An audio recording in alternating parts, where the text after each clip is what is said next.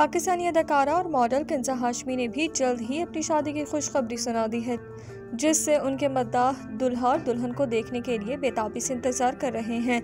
ज़राए का कहना है कि वो 2022 के आखिर में शादी कर लेंगी, लेकिन अब तक ये सिर्फ अफवाहें हैं।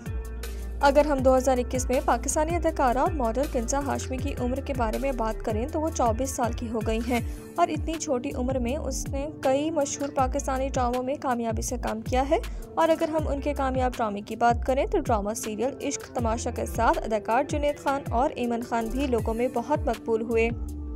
किंजा हाशमी अपने इंस्टाग्राम अकाउंट पर बहुत फॉलो रहती हैं, इसलिए वो अपने मद्दाहों को नए प्रोजेक्ट्स के बारे में भी अपडेट करती रहती हैं। दूसरी तरफ आप में से बहुत से लोगों को मालूम नहीं होगा कि सबूर अली किंजा हाशमी की बेहतरीन दोस्त हैं और वो इसे अपनी छोटी बहन समझती हैं और दोनों अदाकाराएं सिर्फ चंद माह कबल अपनी सालगिरह एक साथ मनाने दुबई गई थी।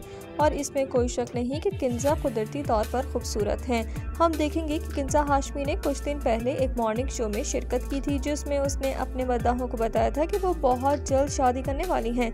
इसने ये भी कहा कि अगर वो दुल्हन बन जाती हैं तो वो कौन सा अंदाज अपनाएंगी।